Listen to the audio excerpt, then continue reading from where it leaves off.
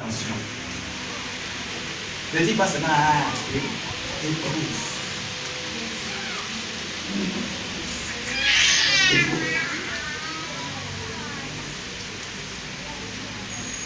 Dieu dit quoi? Et éprouve. Il n'a pas dit éprouve l'esprit. Les esprits. Les esprits. Toi tu as un esprit. Toi tu as un esprit. Toi tu as un esprit. Toi tu as un esprit. C'est quand ton esprit est en connexion avec le Saint-Esprit. C'est ça qui fait de toi enfant de Dieu. C'est le Saint-Esprit qui est en connexion avec ton esprit. Mais même celui qui n'a pas le Saint-Esprit, il a son esprit. Il éprouve les esprits pour savoir qui vient de Dieu. Qui vient de Dieu. Ça veut dire quoi, frère? Ce n'est pas tous ceux qui s'approchent de toi, qui parlent de Dieu, qui sont de Dieu. Amen. Je reprends. Ce n'est pas tous ceux qui s'approchent de toi, qui parlent de Dieu, qui sont de Dieu. L'Apocalypse au chapitre 2, je crois, lorsque l'Esprit parle aux Églises, il arrive dans une église et il dit ceci.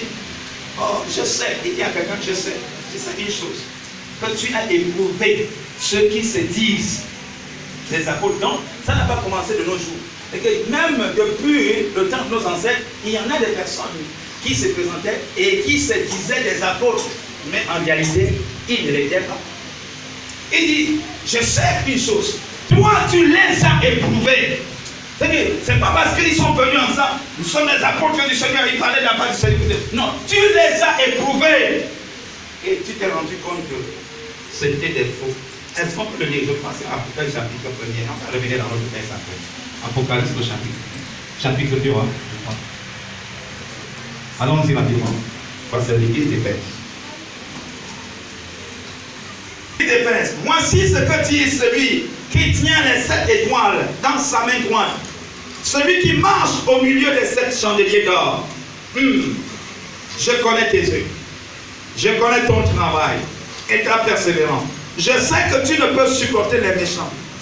Que tu as éprouvé ceux qui se disent apôtres et qui ne le sont pas. Et que tu les as trouvés comment? Menteurs. Si tu ne les avais pas éprouvés, tu ne saurais pas que tu avais affaire pour menteurs. Amen. Amen. On te dit, non, c'est un péché. C'est un péché. Mais comme tu n'as pas la connaissance de la parole là, non, c'est un péché. Non, même si le pasteur, même s'il est dans le faux, moi c'est mon Dieu. Non, moi je suis c'est mon Dieu, c'est mon Dieu. Ah, frère, soeur, non, c'est sa vie privée à lui, c'est sa vie privée. Ah bon, hein, c'est sa vie privée. Donc, s'il a une vie privée, il n'est plus une vie située sur une montagne. Yes. Donc là, il y a encore des choses qui sont cachées. Chers frères, chères sœurs, tu dois connaître qui est celui qui me prêche la parole de Dieu. Yes. Qui est celui-là? Qu'est-ce qu'il fait?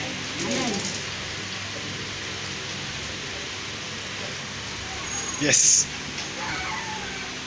Éprouve, je sais, je connais tes œuvres, je connais ton travail, je sais. Il y en a qui sont venus en disant qu'ils sont des apôtres. Tu les as éprouvés, et tu as constaté toi-même que c'est des menteurs. Dieu a dit que je suis contre toi pour ça. Est-ce que Dieu a dit que je suis contre toi pour ça? Non. Il parlait comme ça à une église, à un homme comme toi et moi, qui était déjà dans le Seigneur. Dans le Seigneur. Ce n'est pas parce que, frères et sœurs, tu es dans les besoins que tu vas embrasser. Si Dieu parle dans un songe, n'oublie jamais, même le diable sait que c'est la voix que Dieu utilise pour parler. Il tentera aussi de passer par le songe pour parler à quelqu'un. Si Dieu parle dans une vision, bien aimé dans le Seigneur, le diable connaît les voies par lesquelles Dieu passe pour parler à ses enfants. Alors il sera aussi capable de passer par une vision pour te visiter. Si Dieu parle par la parole, le diable connaît, il pourra aussi passer par la parole pour te visiter. La Bible dit Jésus, il est en train de prier et de jeûner. Quand le diable vient, il dit il est guéri. Parce qu'il a constaté que Jésus aime beaucoup la parole. Il dit, je vais passer par la parole pour la voir. Il est gay, il est qui? Il dit, ah bon, je vais passer par la parole pour la voir. Moi, je sais éprouver les esprits. Je connais qui tu es. Mais il est aussi écrit. Continuons. Il est écrit, il est aussi écrit. Il est écrit, il est écrit. Tu ne tenteras pas ton diable, dégage. Jésus est avec Pierre, c'est sa main droite. Pierre en train de parler quelque chose. Jésus se trouve, il dit, amène-moi Satan. Parce que Jésus a éprouvé, il a su que l'esprit qui anime cet enfant n'est plus l'esprit de Dieu. Ça, c'est l'esprit du malin. Est-ce que tu peux dire Amen? Amen. Est-ce que tu peux dire Amen? Amen. Ça va te choquer. Il faut que ça te choque. Mais si tu es appelé à être sauvé, ne rate pas ton salut. Accroche-toi sur ton salut. C'est le moment.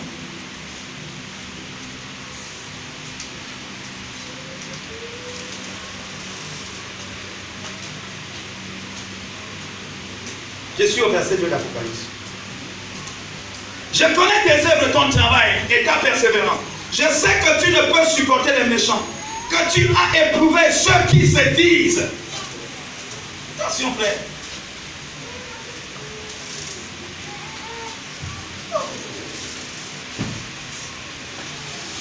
Bonjour, homme de Dieu, bonjour. Je me présente. Je suis le plus cher tel. Moi, je voyage. Dieu m'utilise puissamment.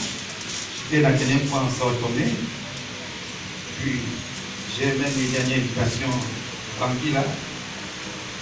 Comment? Je vois que l'Esprit de Dieu est aussi. On va travailler ensemble. Il y a beaucoup de manquements ici. On va travailler ensemble. Moi, quand j'arrive quelque part, je fais un mois. La physionomie de l'église change. Merci. Révérend Bishop, soyez dans les bienvenus. Je peux vous prendre quelque chose là? Quand frère, je reçois des gens ici. Je vous dis ce qui est vrai. Et quand il vient, la première des choses, Dieu m'a dit. Et tout ce qu'il dit là, je regarde là, je constate que c'est exactement ce qu'il nous faut, ce qu'il nous manque. Amen. J'ai pris, Dieu ne me dit rien. Il vient pour la deuxième fois. L'autre était venu. Papa désirait connaître l'autre. Il était venu là, Dieu lui a dit que non, lui et moi on va faire un programme. Il faut que je prépare déjà le cœur du peuple. Quand il va revenir, c'était de quel pays là? Il va revenir. Il a pris mon nom. Et au même moment, je crois que c'était le même moment, ou bien le deuxième jour qu'il est venu, il était dans un séminaire, le deuxième jour qu'il est venu, quand je réfléchis, à la fin du message, il s'approche secrètement de Papa Dieudonné. Parce qu'il avait constaté que Papa Dieudonné était en train d'enregistrer, il avait enregistré.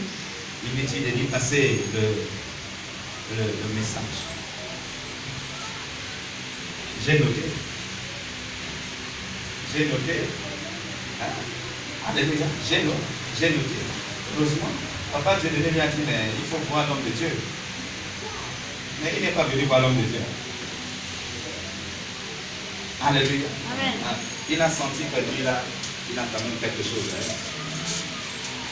Voilà, il va faire ça. Alors après ça, il va frapper près de 5 mois. Il revient encore. Comment ça va faire? Hey, tu ne me reconnais plus. C'est moi, le révérend tel là. Il pense que moi je l'ai oublié. Je ne l'ai pas oublié. Quand il vient là, il veut s'asseoir ici. C'est Papa Désiré qui le dit. Que tu t'assois là. Il s'énerve. Il s'énerve, il dit attends. Il fait signe que tu vas t'asseoir là-bas. Ta place n'est pas encore ici. Tu as besoin de t'asseoir pour être enseigné. Par contre, nous recevons un homme ici. On était dans un séminaire, je pense que c'était un séminaire. Un homme. Il est venu, il s'est assis derrière, il était même en bas. C'était un homme de Dieu. Personne ne connaissait, personne ne savait. Le premier jour, il a écouté. Le deuxième jour, il est venu s'asseoir.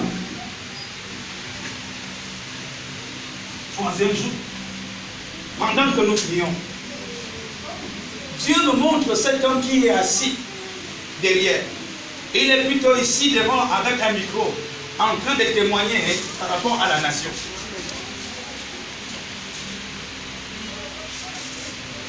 Il vient la troisième fois, je l'appelle. J'ai dit, homme de Dieu, il suçonne. Il ne sait pas pourquoi. Je n'ai pas dit que Dieu, non, Dieu m'a montré ceci. Non, il suçonne. J'ai dit, vous avez un témoignage à faire ici. Je ne vous connais pas. Mais Dieu m'a dit que vous avez un témoignage à faire ici. Alors, je ne connais pas votre programme. Je dis, mais il a tremblé. Mais vous ne me connaissez pas et vous me passez le micro comme ça. Est-ce que vous ne me... Je dis, je ne vous connais pas, mais je connais le Dieu qui m'a appelé. Il m'a dit, je crois qu'il ne ment pas. C'est là où il me dit, non, il ne sait même pas, ça fait déjà près de 2 ans qu'il passe ici. Mais le jour-là aussi, il est passé par ici. Il ne sait même pas ce qu'il a attiré ici. Il a fait 2 jours ici. Là. Il dit, non, papa, quel est le témoignage que tu vas faire? Il dit, je ne connais pas. Allez prier pour Dieu. C'est alors où il ouvre sa poche. Il me sort sa table. Il dit, je suis un homme de Dieu.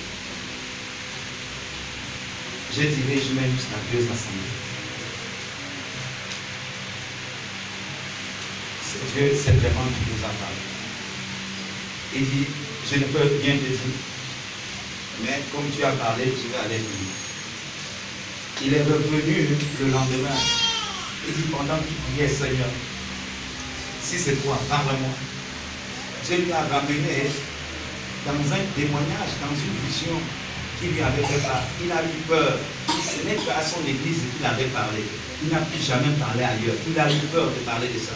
Ça concernait la nation. J'ai encore la vidéo. Ça concernait la nation. Ce qui s'est passé en 2016 ici, là, c'est ce que Dieu lui avait parlé.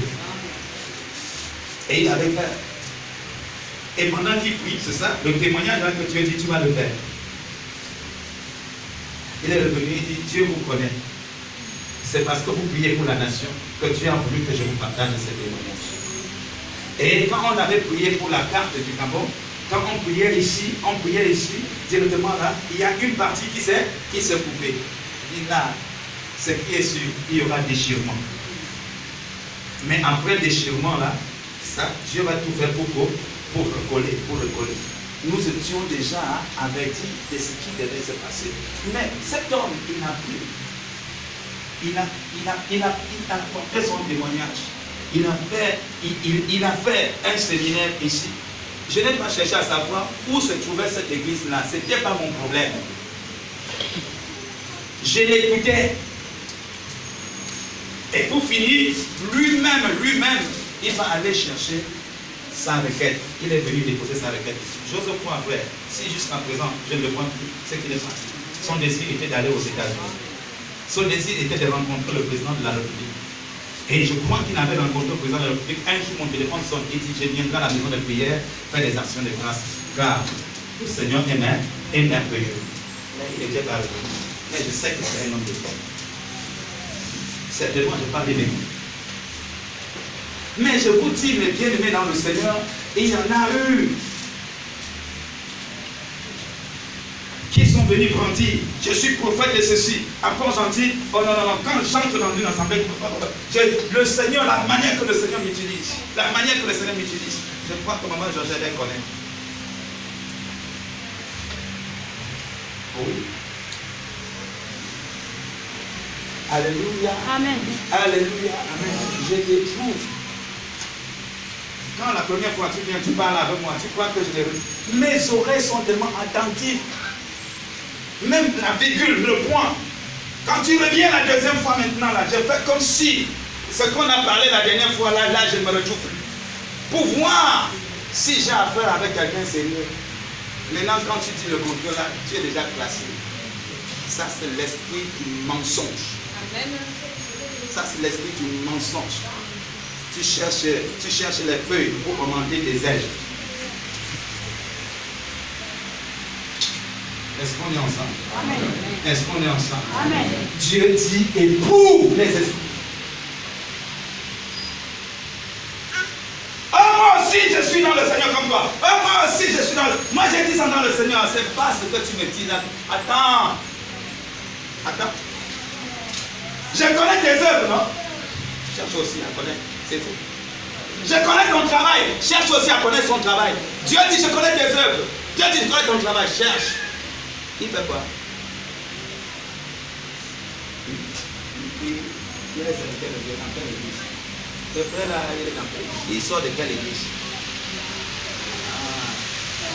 Frère, il y a des églises. Moi je sais déjà que tu sors de là. Moi je connais déjà que tu es là. Je n'ai pas besoin de réfléchir.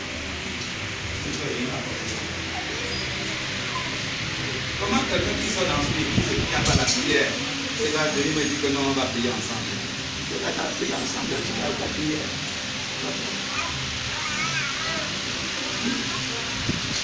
Quelqu'un sort dans une église qui n'a pas la parole. Comment il va t'aider dans la parole? Il ne va pas t'aider dans la parole. Tu demandes à quelqu'un quel est ce que la personne ne peut pas. Comment? Comment? Est-ce qu'on est ensemble? Amen. Il faut éprouver, connaître ses œuvres.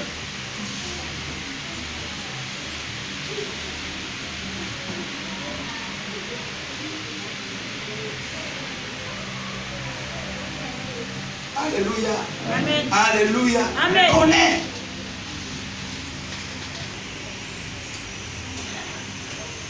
Il dit, je connais tes œuvres, ton travail.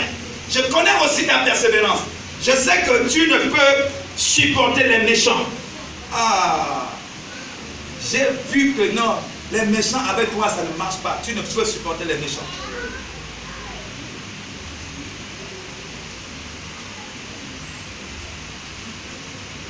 Alléluia. Alléluia.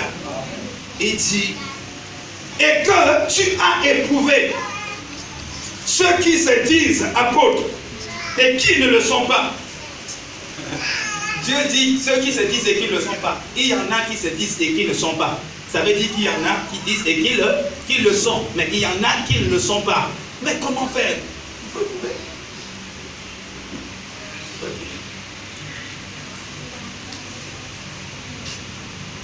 Et que tu les as trouvés menteurs. Que tu as de la persévérance. Je sais que tu as de la persévérance. Que tu as souffert à cause de mon nom. Et que tu n'étais point lassé. Mais ce que j'ai contre toi, ce n'est pas que tu as éprouvé les apôtres.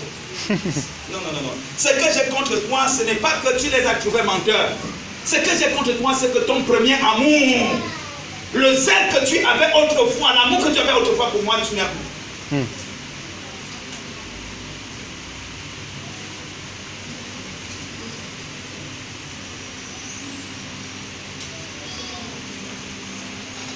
Tu n'as plus.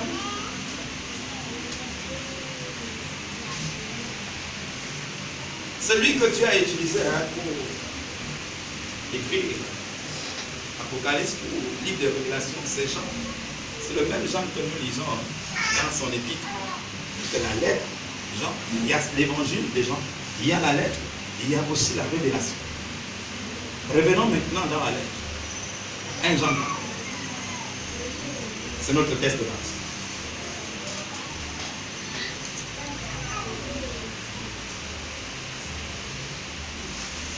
1 Jean chapitre 4. Bien-aimé, n'ajoute pas foi à tout esprit, mais éprouvez les esprits. Et il dit à quelqu'un ici, voilà, tu l'as fait, c'est bon, c'est pas mauvais. Il faut éprouver les esprits pour savoir s'ils sont de Dieu, pour savoir s'ils sont de Dieu, pour savoir s'ils sont de Dieu. Car plusieurs faux prophètes sont venus. Ce sont des prophètes mais faux. Yes. Ils sont prophètes mais ils sont faux. Amen. Ils sont venus où? Ils sont venus où? Nous sommes où? Nous sommes dans le monde. Donc nous devions éprouver les esprits pour ne pas tomber dans le piège des prophètes faux.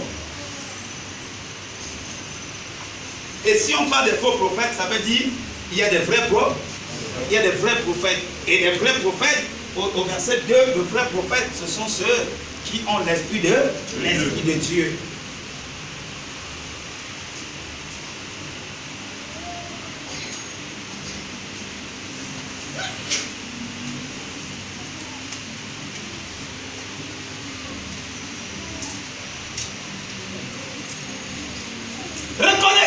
ceci, l'Esprit de Dieu, tout esprit qui confesse Jésus-Christ venu en chair est de Dieu.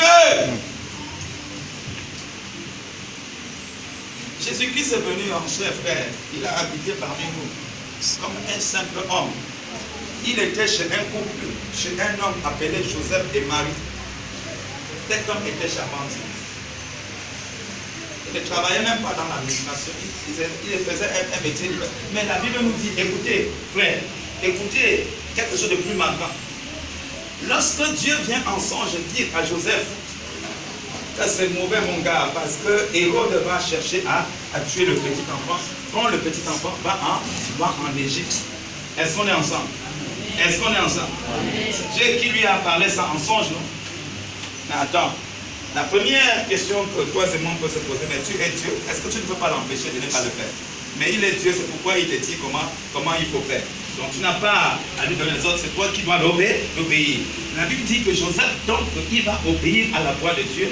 Il va prendre le petit enfant et il va aller en Égypte. Entre toi et moi.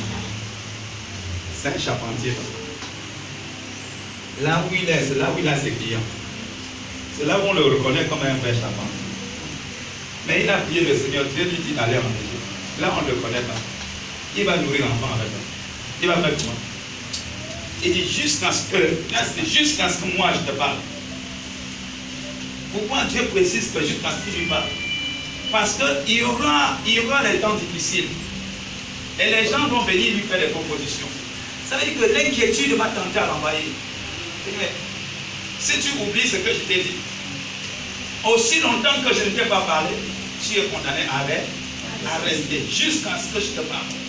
Parce que frère, les faux prophètes, ils vont venir te démonter là où Dieu t'a positionné.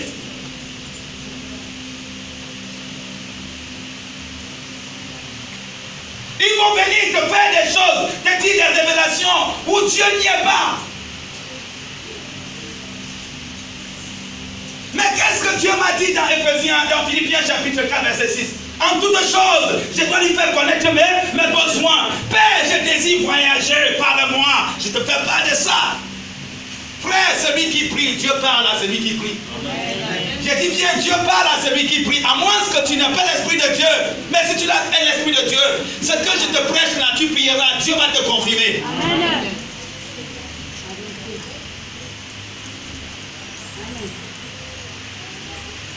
Si tu négliges la prière, tu es quelqu'un, tu seras à la merci des prophètes faux. Ils sont prophètes, mais faux.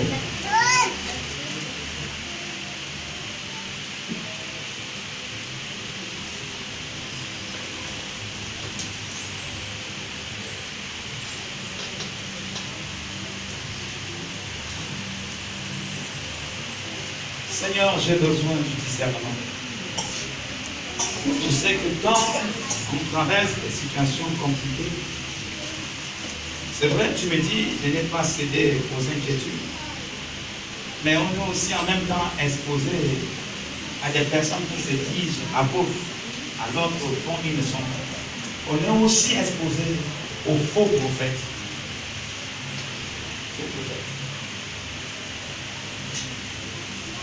Oui, Seigneur, aide-moi à ce niveau. J'ai besoin donc du discernement. Que je sois capable, Seigneur, de discerner pour savoir qui est vrai, qui est faux. Qui dit la vérité, qui raconte des mensonges.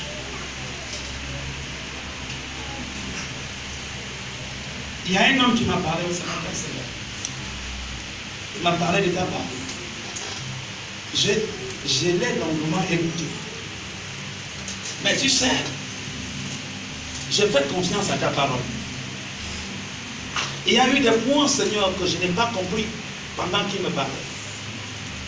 Père, si c'est toi qui me parles, tu es capable, cher Saint-Esprit, toi qui habites en moi, tu es capable de m'amener à comprendre parce que tu es le véritable enseignant. Mes bien-aimés dans le Seigneur, alors que tu le fais avec un cœur sincère, tu verras comment Dieu va te visiter. Il va te confirmer. Si ce n'est pas de lui, il y aura des signes que Dieu, il sait comment il va faire à ton niveau pour que tu comprennes que je ne suis pas dans cette affaire.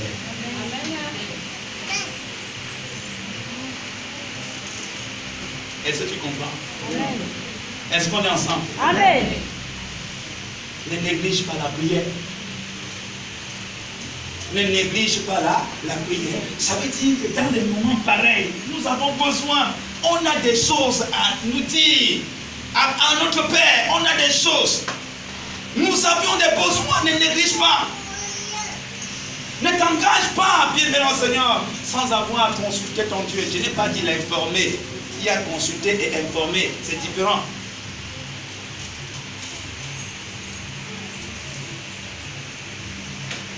Madame, demain je vais voyager. Je suis en train de la consulter pour que je l'informe. Amen. Amen. Donc je n'ai pas besoin de son point de vue. C'est déjà calé, je l'informe seulement. Ah, maman, j'ai eu des désirs dans mon cœur de mariage. Je ne sais pas si c'est une bonne chose. Donc, je ne sais pas. J'ai vraiment besoin de ton point de vue. Tu dois me conseiller. Je suis en train de l'informer ou bien je la consulte? Je suis en train de la consulter. Regarde maintenant tes prières souvent. Plusieurs fois tu informes Dieu, mais tu ne le consultes pas. Est-ce que tu comprends?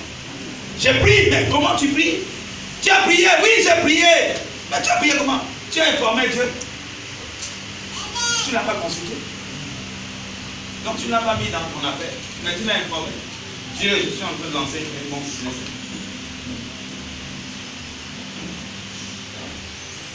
Qu'est-ce que tu es en train de lancer ton business? C'est bon. Maintenant, à Dieu, tu l'informes. Mais au frère, tu le consultes. Tu fais le contraire. Mais le frère, il est limité. Mais Dieu n'est pas limité. Amen. Alléluia.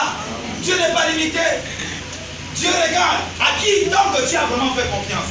C'est à celui que tu as consulté, oui ou non? C'est lui. Parce que même ton voisin, tu dis, je suis en train de voyager, tu l'informes aussi. Même le voisin, tu l'informes.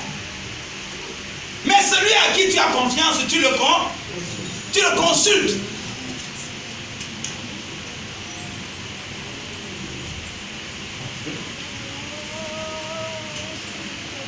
Dis avec moi la prière. La prière. Fais connaître à Dieu nos besoins. N'accepte pas pour accepter. Tu dis Amen au vrai prophète, Amen au faux prophète. Tu dis Amen partout, Amen partout. Tu es comment? Tu es dans le mélange. Tu es comment? Tu es comment?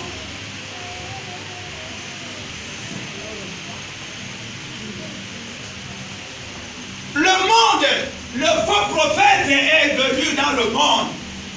Le faux prophète est là. Et parmi du faux prophète, on nous parle encore du grand frère, l'antichrist, qui est déjà dans le monde.